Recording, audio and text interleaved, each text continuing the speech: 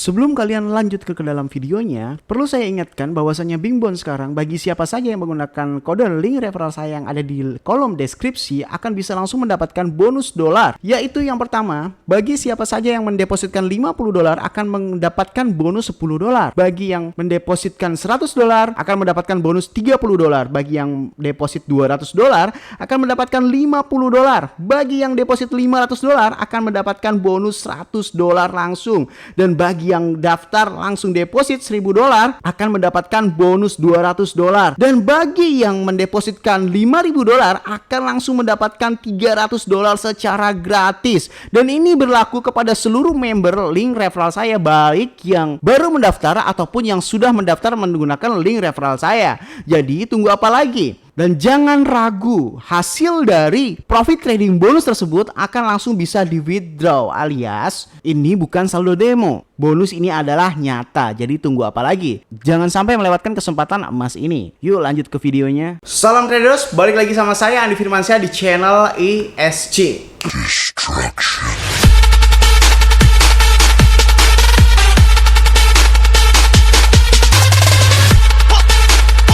Oke, kali ini saya akan melanjutkan tentang daily trading saya yang dari kemarin itu ya. Melihat video dari kemarin, kalian itu mengopen short, mungkin ada sebagian yang sudah men-take profit, ada sebagian juga yang loss. Ya, yang sekali lagi namanya serakah ya. Kemarin itu udah sempet nyentuh 6%, tapi saya biarin aja, akhirnya saya cuma profit sekitar 2% saja ya. Nah, ini bisa kita melihat bahwasanya saya hanya untung atau profit sekitar 2,7%, dan ini mengingatkan saya terhadap suatu teknik yang dinamakan candle hammer ya. Jadi hari ini saya akan lebih memfokuskan apa itu candle hammer yang bisa direpresentatifkan terhadap market Bingbond ataupun market manapun. Nah, sebenarnya secara teori candle hammer itu bisa kalian searching di Google atau teori di atas kertas banyak sekali ya. Di Google itu banyak banget tentang candle hammer dan penjelasannya. Dan secara pengertian singkatnya, candle hammer adalah sebuah candle yang menggambarkan atau mempresentatifkan tentang kekuatan pembeli itu jauh lebih kuat daripada kekuatan penjual, atau kekuatan penjual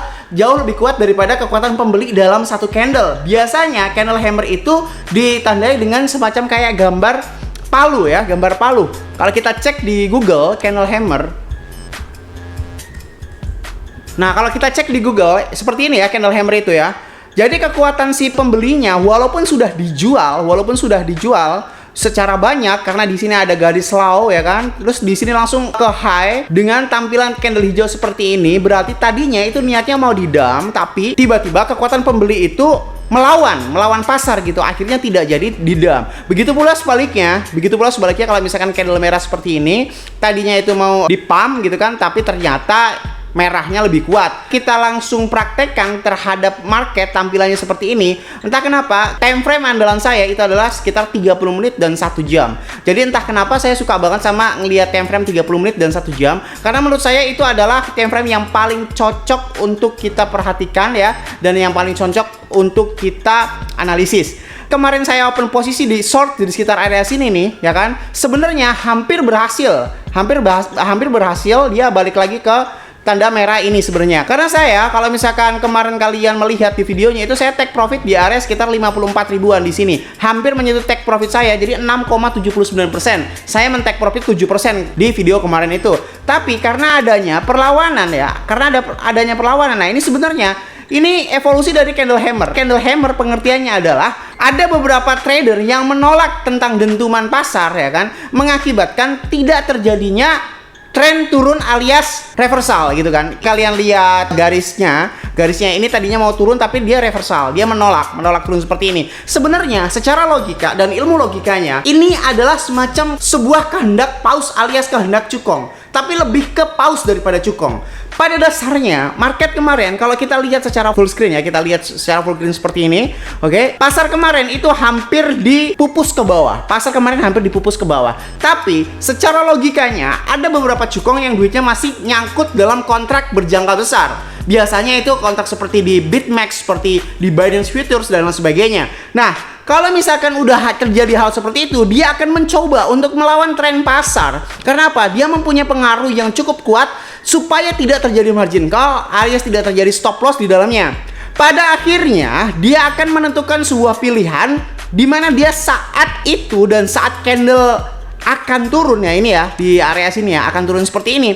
Akan turun seperti ini. Andai kata dia tidak menolak alias dia tidak membuat beli secara instan, secara kontrak besar, ini yang terjadi akan turun terus-menerus ya. Kita tidak mengikuti hal-hal seperti ini nih, kita akan terjerumus di dalamnya. Maka dari itu, walaupun kemarin saya itu bilang short, tetapi saya sudah mengetahui bahwasanya adanya perlawanan seperti ini ya kan, adanya perlawanan seperti ini, tapi dilawan pasar seperti ini lagi, dan akhirnya dia mau terjun ke area 54.136. Ini menggunakan time frame 30 menit. Tapi sama si cukong dan sama si pausnya ini dibalikin lagi. Ini kan ya, ini yang candle hijau, ini kan ada candle hammer, ini semacam kayak candle hammer. Jadi candle hammer itu semacam kayak menolak hal yang akan terjadi karena dia mempunyai pengaruh besar atau dia mempunyai sebuah modal besar yang lagi nyangkut atau seperti itu. Jadi logikanya seperti itu supaya orang-orang terjadi FOMO lagi dan menganggap ini akan reversal seperti itu. Karena pada dasarnya permainan uang atau permainan cryptocurrency atau permainan saham atau permainan apapun yang berhubungan dengan demand, supply, dan order beli dan order jual itu sebenarnya hanya manipulasi belaka. Hanya semacam seperti permainan orang-orang besar. Kita sebagai pemain kecil tidak mempunyai pemahaman yang cukup, tidak mempunyai modal yang besar. Harusnya kita bisa mengikuti tren-tren pasar atau orang-orang kaya atau paus-paus yang sedang bertarung gitu kan. Terjadi hal seperti ini biasanya akan terjadi candle hijau secara panjang. Nah, ini kayak seperti ini. Tapi di sini ada perlawanan paus sedikit kalau misalnya kalian pengen tahu ya. Di sini ada perlawanan paus sedikit dari area 55.000 ke area 58.000. Ini ada beberapa paus yang sudah pasang short, tapi ini bukan paus, sepertinya hanya cukong ya kan. Dia untuk mencoba menekan di sini ya. Di sini mencoba menekan supaya tidak terjadi reversal, supaya tidak terjadi breakout. Supaya di sini kan area resisten nih. Di sini ada area resisten nih ya. Garis ini nih ya, garis yang putus-putus ini ya. Garis yang putus-putus ini adalah area resisten. Tapi sebagian besar si cukong itu tidak kuat untuk melawan si paus itu. Sama si paus dibalikin lagi pada saat ada perlawanan ya kan, perlawanan dari bear alias si beruang itu tadi karena dia mendukung candle merah ya. Tapi perlawanan dari bullish ya, ini langsung digagas abis, dibablas abis, akhirnya resistennya tembus. Ya, pada saat akhirnya seperti resistennya tembus, biasanya hal yang terjadi adalah kontrak-kontrak besar yang tadinya sell dan menggunakan leverage tinggi itu jebol, alias margin call, alias stop loss. Dan pada saat itu juga biasanya cukong-cukong atau paus-paus mengakui kekalahannya ya, mengakui kekalahannya. Di samping itu juga dia akan tiba-tiba breakout karena sudah ada candle penolakan seperti ini, gagal gagal. Si cukong ini berusaha untuk membalikan keadaan tapi kalah greget sama si pausnya, modalnya kalah banyak seperti ini. Akibatnya ketika sudah ada resisten yang tembus seperti ini dan menjadi titik support baru, orang-orang akan berbondong-bondong FOMO karena menganggap bahwasannya ini sudah breakout, dan yang terjadi adalah perputaran dari $55.000 ke $59.000 atau mungkin hampir $60.000. Itulah yang terjadi. Jadi secara logika ya, sebenarnya pasar mau turun nih ya, pasar mau turun. Secara logikanya kayak gitu. Pasar mau turun. Cukong nggak terima nih, cukong nggak terima, paus nggak terima. Terus tiba-tiba dia melawan naik ya kan, melawan naik. Pada saat tes resisten, ada beberapa cukong atau ada beberapa paus yang takut kontrak selnya habis, tetapi kalah banyak. Paus dan cukong yang mendukung bear alias mendukung candle merah itu kalah banyak, alias yang membuat kontrak sell itu lebih sedikit daripada kontrak beli. Oke? Jadi kalau misalkan udah terjadi kekalahan seperti itu, akhirnya resistennya tembus dan menjadi support baru di area sini, dan akhirnya dia breakout dan memicu orang, men-trigger orang supaya membeli. Karena apa? Sudah breakout. Logika orang ya, logika orang-orang kecil kelas-kelas teri seperti saya seperti ini, kalau udah breakout biasanya akan ke atas. Maka dari itu pada saat kemarin ini ada candle perlawanan seperti ini, maka saya close dan saya putuskan ya nggak apa-apa lah walaupun profit sedikit. Tetapi kalian memahami video saya yang sebelumnya, saya juga sudah bilang bahwasanya saya memasang leverage 2 kali lipat, itu artinya saya belum yakin sekali. Tapi sekali lagi karena psikologi manusia ingin trading setiap hari, saya nggak apa-apa lah trading, yang penting modal-modal kecil dulu.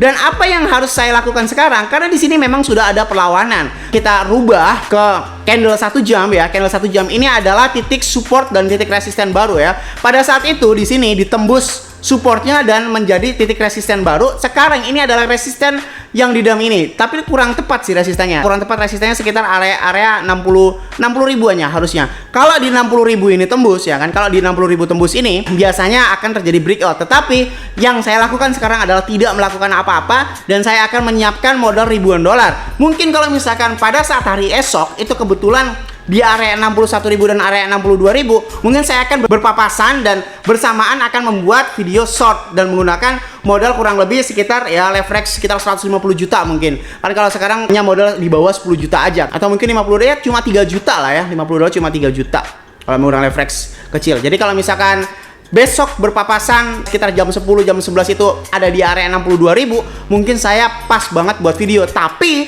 kalau nanti di malam hari si Bitcoin ini tembus ke 62.000 atau mungkin ke 63.000, itu akan saya cenderung memasang short dengan leverage 5 kali lipat ke bawah. Oke, ingat ya, jangan menggunakan leverage tinggi kecuali memang ada semacam kayak candle yang nggak masuk akal. Jadi candle yang nggak masuk akal itu jarang banget terjadi ya. Gimana ya candle nggak masuk akal? Nah, ini candle yang nggak masuk akal itu ini nih. Waktu itu saya juga profit besar di sini. Nah, ini ada candle satu panjang banget ya, dari 53.000 ke 47.000. Ini fix banget kalian harus memasang long. Kurang lebih seperti itu. Tapi kalau misalkan candlenya hanya rintik-rintik seperti ini aja ya, jadi kita harus menunggu ke area 63.000 ya, ke area 63.000 atau 62.000 atau setidaknya minimal 60.000 saya akan memasang short kurang lebih mungkin minimal 100 juta rupiah ya kan, supaya bisa mendapatkan profit yang cukup maksimal. Seperti itu ya. Jadi jangan lupa ikutin terus channel ini supaya kalian bisa tahu definisi-definisi bagaimana cara-cara untuk trading harian gitu kan. Untuk saat ini saya masih di trading di Bingbond, Bityard, dan LMT karena memang masing-masing dari mereka